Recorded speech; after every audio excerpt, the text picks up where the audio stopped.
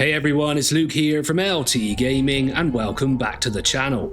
With Dune Awakening just around the corner and the spice still flowing strong after part 2 hit cinemas last year, I thought it was the perfect time to look back at every major Dune video game ever made and rank them. From genre-defining RTS classics to weird narrative experiments and even a few, let's say, questionable adaptations, we're diving into the entire digital history of Arrakis. Now this list isn't just based on nostalgia or hype, it's a mix of historical impact, gameplay quality, and how well each title holds up today. I've tried to take a balanced approach here. Some games made the list because they changed the strategy genre forever, others ranked higher because they're simply more enjoyable or polished experiences now. And yes, I've let a little personal love sneak in. Dune Imperium fans, I've got you. But hey, this is where you come in. Drop your own rankings in the comments below. Agree, disagree, or throw in a spicy hot take of your own. I'd love to hear it. Just be sure to back it up. And as for Dune Awakening, we're keeping a close eye on that one. The survival MMO angle set on a persistent Arrakis sounds ambitious, and if Funcom can nail the vibe and world building, it could be something special. Time will tell, but for now let's dive into the games that brought the Dune universe to life over the years and see how they stack up. There's no way to sugarcoat it, Frank Herbert's Dune is rough. Released in 2001 to coincide with the Sci-Fi Channel miniseries, this third-person stealth action game tried to reimagine the world of Arrakis with a more personal story-driven touch. Unfortunately, what we got was a clunky, half-baked mess. The controls feel like they were designed in a vacuum, the stealth mechanics are laughably outdated, and even the environments, while sometimes true to the series' tone, are bland and repetitive. It really wanted to be Dune's answer to Metal Gear, but ended up closer to an awkward fan-made mod on a budget. The real tragedy here is that there was potential. The story had moments that could have worked with better execution, and there were glimmers of ambition in its attempt to bring a character-driven experience to the Dune universe. But the game shipped unfinished, was a commercial flop, and effectively killed Cryo Interactive. These days it's more of a historical curiosity than anything else. One of those games you maybe try for 5 minutes just to see how bad it really is, and I did actually do that. Spoiler alert, it's worse than you remember. This one firmly earns its spot at the bottom of the list. The planet Arrakis, known as Dune. Land of sand, home of the spice melange. The spice controls the universe. Whoever controls Dune controls the spice. Dune 2000 was Westwood's attempt to bring Dune 2 into the late 90s with a fresh coat of paint and a more modern RTS framework. It ran on the Command & Conquer engine, featured full-motion video cutscenes, and added a bit more polish to the old formula. But let's be honest, it was playing it incredibly safe. While it looked better and handled more smoothly than its predecessor, it didn't bring much new to the table. For RTS veterans in 1998, it already felt a little dated compared to the more advanced games coming out around the same time, and for Dune fans it lacked the ambition of earlier or later titles. That said, it's not a bad game. In fact, it's perfectly serviceable if you're in the mood for some classic base building and spice harvesting nostalgia. The faction differences were more fleshed out, the pacing was decent, and the campy FMVs were charming in that very Westwood way. It's just hard to shake the sense that this was more of a remaster than a reinvention. Fun, sure. Memorable, less so. It lands lower on the list simply because it's neither the most innovative nor the most enjoyable Dune experience today, but it still has a place in the franchise's history. The noble Atreides, the insidious Ordos, the evil Harkonnen. All three are evenly poised. All three are equally committed. All three know that the key to victory lies on a vast, barren, waterless world. Arrakis, home of the most precious substance in the known universe. The spice melange. The spice extends life. The spice expands consciousness. The spice is vital to space travel. Now here is where things start getting a little bit more ambitious. Emperor Battle for Dune was Westwood's final Dune RTS before they were absorbed into EA. How sad. But they went out swinging. It was fully 3D, had 3 distinct playable factions with unique units and campaign paths, and featured an over-the-top storyline complete with glorious early 2000s FMVs. There's something charming about how seriously it took its setting while still leaning into the sci-fi camp.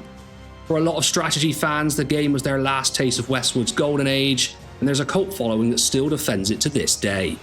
Gameplay-wise, Emperor built on the bones of Dune 2000, but added a dynamic campaign map, faction alliances, and more complex unit design. It wasn't quite as polished as Red Alert 2, which released the year before, but it showed Westwood wasn't afraid to push boundaries.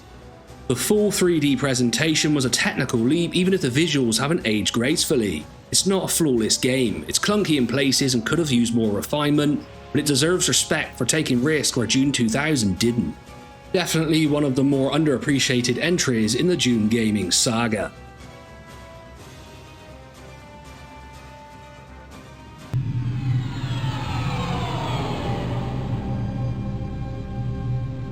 A beginning is a very delicate time. Know then that it is the year 10,191. The known universe is ruled by the Padishah Emperor Shaddam IV, my father. This is where things get interesting. Cryo's original Dune from 1992 is one of the most unique adaptations of the franchise ever made. It's a hybrid game, part adventure, part strategy, part visual novel, and somehow it works. Paul, I have a deep feeling that being here on Dune with these Fremen will reveal something to you. Something you can't even imagine.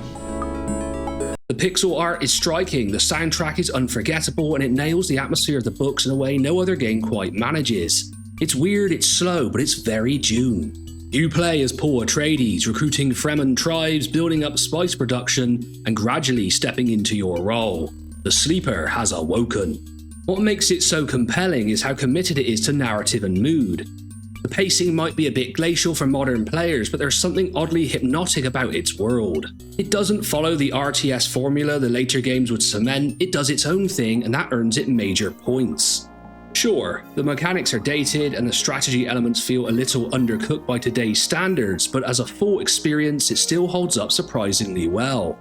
It's not just a game, it's a vibe, and if you're a lore nerd or a fan of early 90s experiments in genre, this one's essential. Just a quick interlude to say most of you who watch the channel are not subscribed, so make sure to go down below and hit that subscribe button because it helps smaller channels like us grow really quickly, and both me and Tom really appreciate it. This one's going to be a bit divisive, but Dune Imperium earns its high spot here not just because it's well made, it's because it understands Dune. Based on the acclaimed board game, the digital version translates its mix of deck building and worker placement into a tight tactical experience, where every move feels like a political gamble. It's not a flashy game and it definitely won't be for everyone, especially if you're expecting a full-blown video game spectacle. But if you're into strategic thinking, long-term planning, and interlocking systems, it delivers in spades. Now, part of why it ranks this high is personal. I love the board game it's based on, and the digital adaptation nails the feel while making it feel easy to play solo or with others. It's the kind of game you come back to again and again, not for flashy visuals, but because the choices are so sharp. There's tension in every round, and it constantly forces you to balance diplomacy, economy, and outright aggression, very fitting for a Dune setting. It's not the most cinematic take on the universe, but in terms of pure gameplay satisfaction, it's one of the best. Spice Wars is the game that finally brought Dune strategy back in a big way. Blending real-time tactics with 4X elements, it carves out a niche that feels both fresh and faithful to the source material. You've got asymmetrical factions, political machinations, espionage, economy, and of course giant sandworms. It's not a traditional base builder like Dune 2 or Emperor, but that's what makes it stand out. The pacing is more methodical, leaning into territory control, alliances, and influence, which fits the Dune setting perfectly. It's also the game that me and Tom have been absolutely obsessed with over the last few weeks, and we've been playing each other non-stop. Now, originally I had a big upper hand on Tom with this game, but he caught up fast and we're really enjoying it. What really works about Spice Wars is its modern design sensibilities. It doesn't just mimic old school RTS gameplay, it rethinks what a Dune strategy game can be. The art style is clean and striking, the soundtrack nails the atmosphere, and every faction feels meaningful and different to play. It's also been steadily improved through updates since its early access days, showing that the devs are committed to making it even better. I think there's another faction on the way. I reached out to Shiro Games, but I haven't heard back yet. It's not flawless, some mechanics could go deeper, but this is the closest we've come in years to a Dune game that truly understands both the strategy and subtlety of the source material. The spice controls the Empire. Whoever controls Dune controls the spice.